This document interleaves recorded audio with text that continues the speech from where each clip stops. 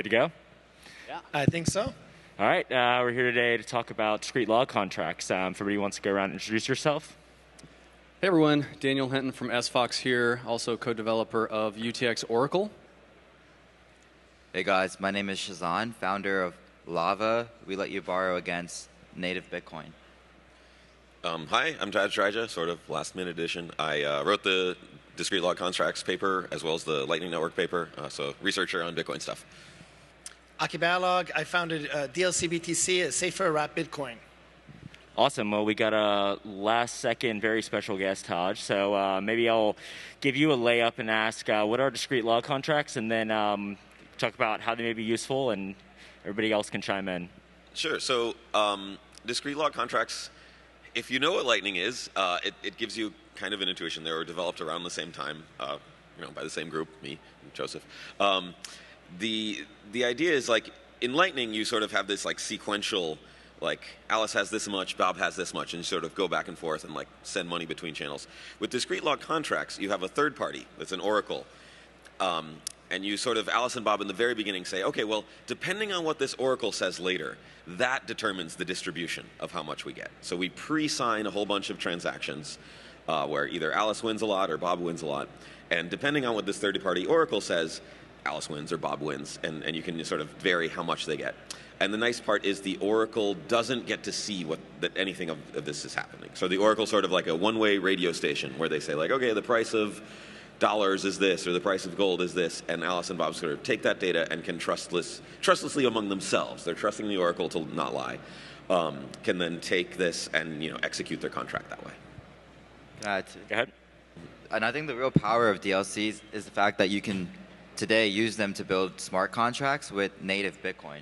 So, and I think another benefit of DLCs versus even smart contracts on Ethereum is, like Tadge said, one, that the oracle doesn't have to know about the contracts, but that each individual contract can choose its own set of oracles.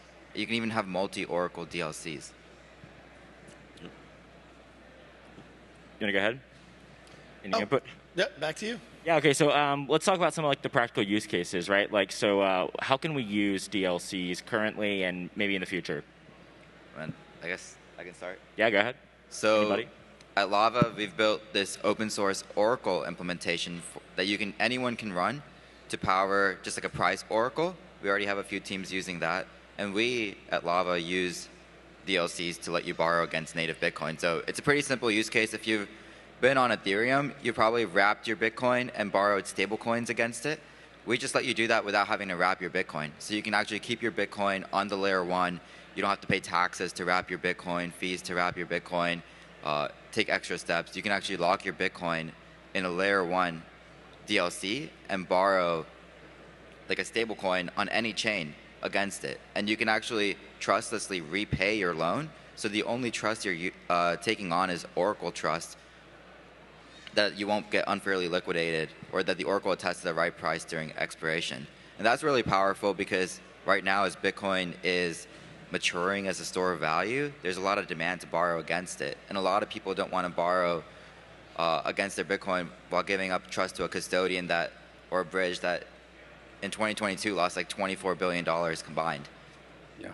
One thing I'll say that really gets me optimistic about DLCs is the ability to do this today. So many people stake either their company or their personal, reputation on changing Bitcoin in some way, and I think that's a recipe for disaster, for starters. But really, we have a couple of great examples up here on the stage about things you can do today to really give you additional capabilities with your existing Bitcoin, but also just how the trade-offs work with this, right?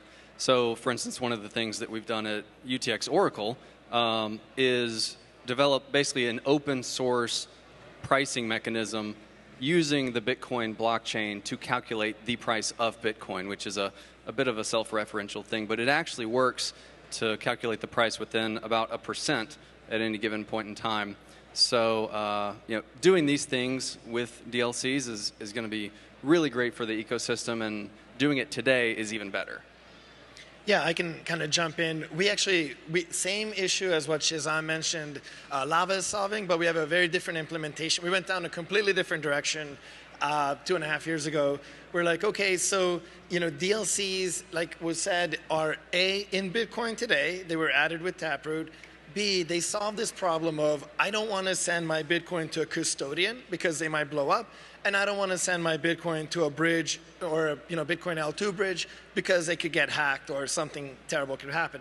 So what we thought is, okay, who is the Oracle, or what is the Oracle?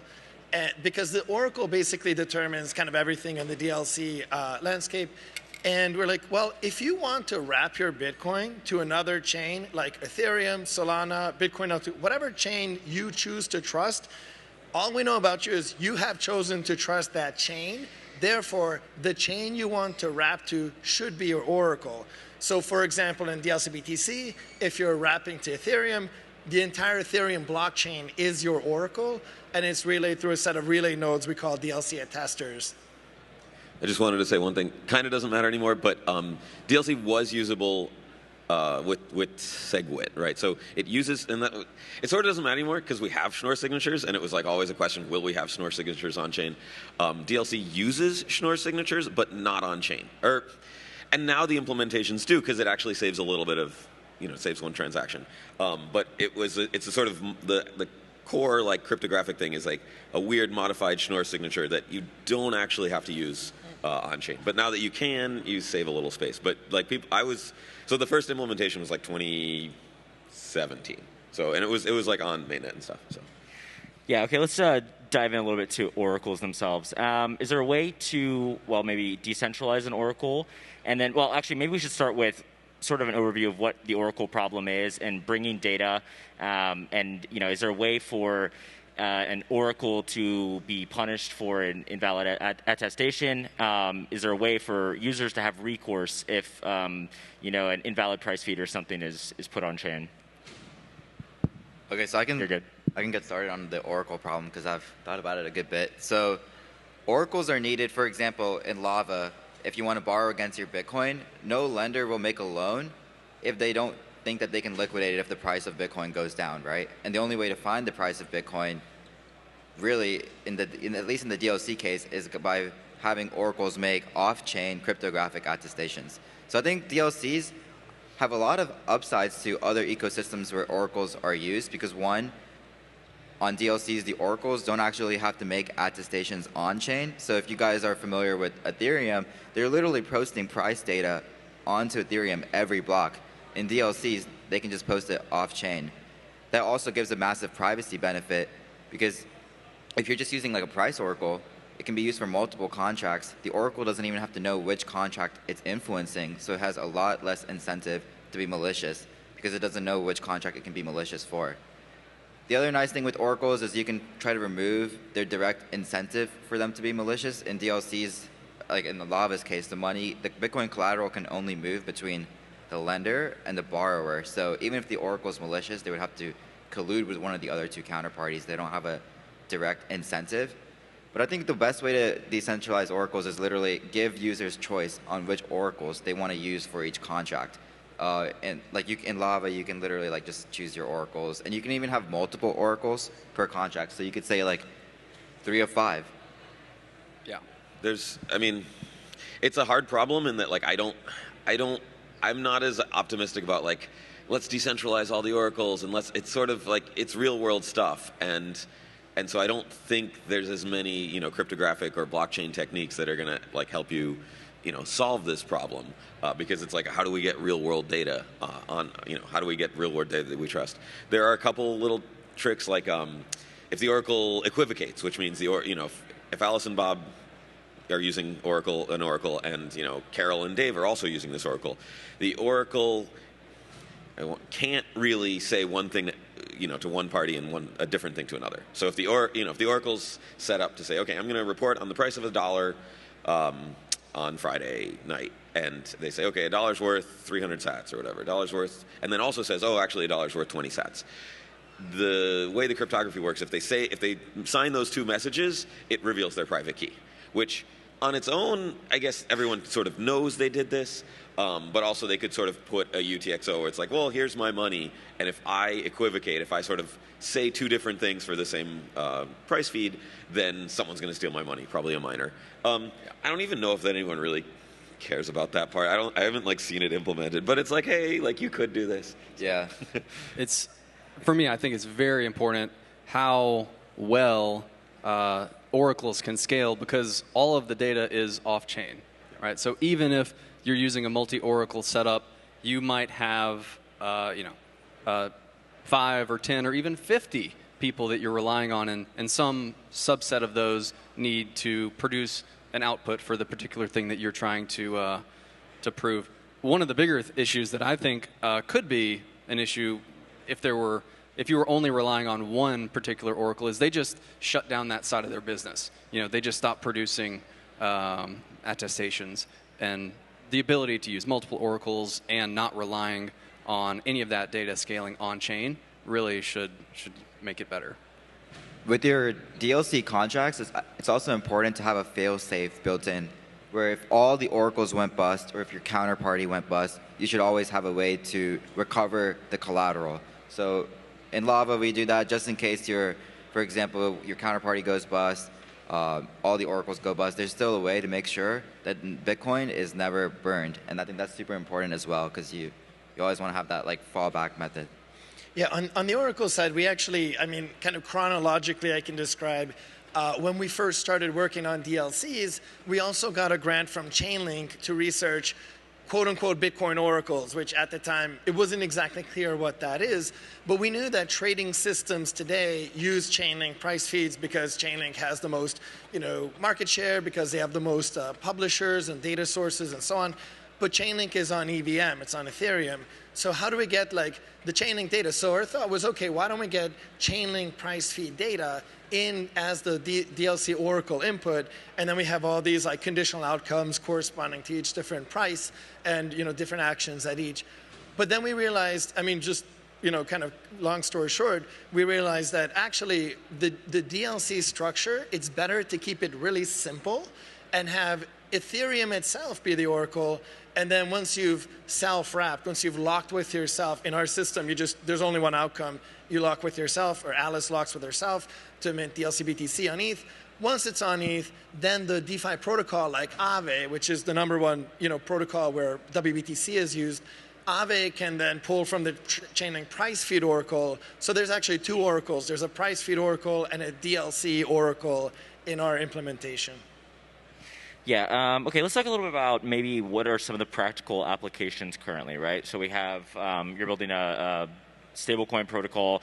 There's been discussions of betting markets. Where do you see, either now or in the future, some of the more, practical applications of DLCs?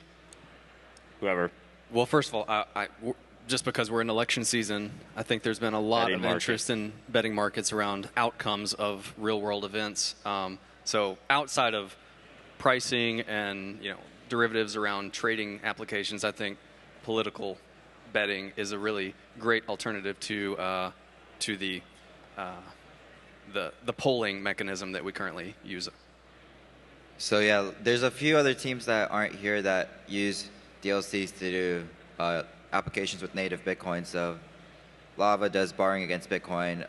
There's another team that maybe still works on it, but maybe doesn't, but was using DLCs to, 1010 was using them to lock Bitcoin and get a stable channel. So it's kind of like a derivative. You can't like use the money in the stable channel, but you get like dollar exposure using a DLC. Betting markets are really cool as well. The only problem with DLCs is it's going to be tough to let people early exit without forcing your counterparty to early exit. So I've been thinking about that. Maybe there's a way to do it. Well, yeah, I've got a paper about that. Yeah. Oh, well, I'll have to read that. Then. Yeah. Yeah. I mean, I think a lot of the use cases, the initial use case, this is sort of like looking at, stable coins and stuff. I'm like, oh, this isn't stable coins, and so it's like, okay, well, if people want to trade but don't want to have, want to stay in sort of crypto world, Bitcoin world. They can do that anonymously with stable channels, things like that. We're also potentially stocks, like any kind of derivatives trade, where you're like, okay, I want, I have Bitcoin, but I don't have an identity or whatever. I don't like exist according to like the legal structures of the world, or I don't want to expose that. But I want to buy, stocks. I want to do that, Robinhood, but fully anonymous and no KYC. Like, that's not legal, but it's possible. So it's really really cool that that's possible. Not legal, but possible. My favorite category. I mean, it's kind of funny because, like, I was working on this stuff at MIT, and, like, Gary Gensler was there, and, like, I was sort of friends with him, and, we'd work on stuff. And then he was like, oh, you shouldn't work on this. You could get, like, arrested. I'm like, what? Like, I'm just working on open source software. So, but there's a lot of, and, like, a lot of the friction of working on this is because of all the sort of securities rules and, like, commodities trading future rules and stuff. I didn't really you don't really think about that when you're working on it. And like same with Lightning, it's like, oh, money transmitter rules and all this stuff. It's like, well, we're just working on cool open source software that you can like build companies. But I guess not being in a company, I don't worry about as much. But like probably the people actually really running companies have to talk to lawyers a lot. So. Yeah. Okay. Let's talk a little bit about using DLCs as scaling. Do you consider DLCs to be a scaling solution? You can sort of interpret this how you will and run with it. So I wouldn't call them scaling for payments, but there are a more scalable way to do smart contracts, in my opinion, because, as I mentioned before, in every other smart contract ecosystem, you have like chain link price feeds literally going on chain. That creates a lot of problems like Oracle MEV, where your blockchain like validators or miners can actually censor the Oracle price feed and cause problems. This is a big problem in Ethereum, for example, in Solana. So you're actually reducing a bunch of on-chain costs because the oracles don't have to put data on-chain. The nice thing about DLCs as well is kind of like all the execution is actually happening off-chain. You're only using the Bitcoin blockchain to just open, for example, or in our case, a loan and then close it. And in fact, like in the Lava protocol, opening and closing a loan can look just like opening and closing a Lightning channel. And with Taproot, just transactions. So there's really great scalability benefits, and with scalability you also get privacy. So yeah, it's a very powerful tool. It's honestly, in my opinion, as scalable as smart contracts can get on chain. Yeah, and I don't think we have any, but like you can put them in Lightning channels, kind of like. Yeah. It gets real complicated, but like you can have a Lightning channel with someone potentially if there's like a exchange or something, and she's like, okay, I have a channel with you. I don't, trust you, but I have this relationship, and then I can produce sort of sub channels that are these contracts, like DLCs within it. You can't route them, and there's been a lot of like, oh, what if we could route them? That would be so cool. Then I have like my position in a contract, and I can like trade it with someone else. That is sort of out of reach for now. Maybe there's things in Bitcoin that would allow that, but you can have a bunch of a bunch of contracts within a channel, so that there's very minimal on-chain impact. Right? You open your account with your sort of broker on-chain, and then you just trade for months before closing out. Right. Even in that simple case where you're not necessarily routing, but you still want to have dollar exposure versus Bitcoin exposure, you could be in a dollar exposure position without closing the channel or without going back on the main chain, which could definitely help the scalability aspect. Yeah. I want to go back to like betting markets for a second. Did you, well, maybe I'll pose this to Tadge. Did you envision DLCs being used for outcomes that may be contested? I don't know if you've been following any of these like poly market things right now, right? And so you have some outcomes that are bet on that are more or less binary. Then we have some of these that get in more of gray areas, right? Do you find DLCs to be useful for something like that, or are we kind of airing back into, I don't know, human input into contract state? So there's gray areas, like, binary isn't actually like yes, no, and then there's a whole spec of like decomposing the number. So if it's a number, you want to like decompose it. So maybe people want to round things off, or there's also big off-chain scalability problems, in that like if you have a pretty complex DLC, it's tiny on-chain, it's this regular transaction, 100-something bytes, but off-chain it can be like gigabytes. You're like, oh shoot, okay, let's try to like pare this down a little. And so there's ways to make different numbers, different things like that, multi-dimensional, all this stuff. But then when it comes to like feelings or like, exactly. and then it's like, okay, you got to take a poll, you got to sort of vote, and you can compose multiple oracles, but yeah, like, what was the best movie of 2024? That's the oracle. It's like, okay, how about most box office receipts? Well, yeah, so like you can do it, but it doesn't solve that problem of like emotions, To Tadge's point, it's very difficult to write rules specific enough to account for every outcome. And there was one example in the fight that happened here recently. It was supposed to happen a little while ago, and one of the people got hurt. And people that had bet on that outcome of this guy or that guy winning, a lot of people that technically did win because it wasn't their fighter that got hurt, lost their money because it wasn't the outcome they had determined. Shehzan, do you have any input? Have you seen any, what are your thoughts? Do you think that there's application in more of these sort of nuanced outcomes? I definitely think there is, but I guess thinking about who are the best types of people to be oracles is also important for me. And is the example in my mind is like, do you want the New York Times to be a more generic oracle, or do you want the NHL or the NBA to be the oracle about basketball or hockey or whatever? So those are questions in my mind. Yeah, no, I'm really just focused on the Bitcoin secured loan use case right now, but like I completely agree. Like oracles need to be generic. We have like a bunch of exchanges running oracles. We pull price feeds from exchanges. It's super important to decentralize it. But we keep talking about oracles, but the alternative is to not using DLCs is literally using a custodian where they are basically a single oracle that can rug you, has rugged you before, probably, because they actually have your funds and they can steal them. So I think there's a lot of benefits to like. I'm very curious to see how this plays out over the next year, but I think we're seeing this ecosystem progress and people using native Bitcoin for finance.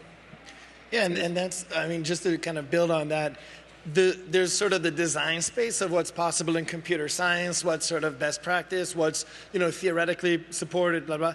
And then there's the reality. The reality is that most of the Bitcoin finance, like whether you're taking a loan or whether you're investing it to earn a yield, like stuff you might want to do with Bitcoin is either custodied or bridged. In fact, I would say 99% of it, you're either sending your Bitcoin to somebody who, these custodians, some of them might be good. Some of them have not blown up. None of them have deposit insurance. They might have some form of deposit insurance, but the policy is quite low. For example, BitGo has 50 billion under management and deposit insurance covering 100 million.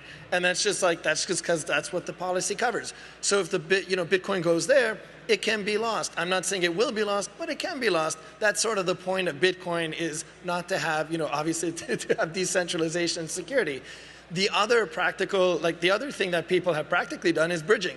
So like take the Bitcoin, send it to a collection of nodes, like TBTC has 60 nodes, more than 20, less than 60,000. So now you're not on the Bitcoin security layer anymore. You're on the TBTC 60 node security layer. And these are just, I'm not trying to rip on any specific, almost every single implementation has either a custodian somewhere or a bridge. And that's just not, you're just not on Bitcoin when you do those things. Yeah, go ahead, Tadge. Did you want to say something? Oh, yeah, I guess in general with Oracle stuff, like very specific oracles, I think aren't what this is really useful for is something where it's everyone knows, like, so you have Bloomberg saying, okay, the price of this stock is X, and everyone sort of looks at it and can use that. If you have something very specific where it's like, well, I want an oracle to say whether someone fixed my roof, right? Because I'm going to have like this super decentralized roof fixing oracle, and like anyone can anonymously come and fix my roof and then get this Bitcoin bounty. And like that sounds cool, but like, okay, but whoever's the oracle, it's like for one thing and only one person cares. And so like part of the security model that's nice about this is when the oracle is oblivious and the oracle has no idea what transactions people are doing with their data, even after the fact, you look on chain, you're like, I don't know, just sort of looks like a channel that closed. That anonymity really helps. If it's something very specific where it's like, okay, I want an Oracle data feed for something only I care about, then at that point, maybe you just use a custodian or multisig or something, because you're not really getting any. You've got all the extra complexity of DLC, but you're not really getting the benefit. Yeah, did you want to say something else or no? Okay, yeah, so, I mean, like last cycle, we saw a lot of people get burned with the CDFi side, which was BlockFi and all these, turned out to be under-collateralized lenders, and then we had a lot of people get burned with smart contracts elsewhere. When you're thinking of talking to Bitcoiners, maybe, who are more on the conservative side of wanting to use their Bitcoin potentially, but have seen a lot of the atrocities committed elsewhere, right? How do you, and I know we're still kind of in the early stages of DLCs and whatnot, but how are you talking to these people and, explaining, this is safe and that's not safe? So I'll use the Lava case. In Lava, you can actually verify on-chain that your collateral is not being rehypothecated. That was one of the bigger problems with like FTX or using BlockFi. The other nice benefit of DLCs at a high level, from like a smart contracting perspective, is that it's basically just a bunch of pre-signed encrypted transactions. So your money can only move between your two counterparties. It's like formal verification in a way. Whereas with Ethereum, you're writing this like smart contract, like Aave or whatever, where like anyone can kind of inspect it, anyone can kind of try to like poke at it and hack it. And in fact, some of the most popular, prominent Ethereum smart contracts have gotten hacked before, like Curve, for example. Oh yeah, we know. So there's a lot of like bug risk that is eliminated when you use DLCs that actually exist in other ecosystems. And at least from my conversations working with even more sophisticated lenders or borrowers, they seem to really appreciate that, and the on-chain verification as well. I mean, if you actually like the paper's pretty simple. Like, it's not that complicated. It's just sort of like, it's a brute force. It's sort of inspired by Bitcoin. Bitcoin's like, yeah, we're just going to throw all these miners at it and like solve the problem with brute force. And DLC sort of does that. It's like, what is every possible outcome that can happen here? And we're just going to make a transaction for every one of them. And so it's kind of, it takes up a ton of hard drive space, but it's all on your computer. So it's like, oh, well. So. Yep, finish up. I know like our time is ending, but I want to just like appreciate Tadge more, because I think he's really underrated. He literally made the Lightning Network DLCs, so like he helps scale Bitcoin, build smart contracts to Bitcoin, and is also working on UTXO, which is a way to also scale Bitcoin blockchain. Yeah. Cool. Awesome. Thanks, guys. Thanks.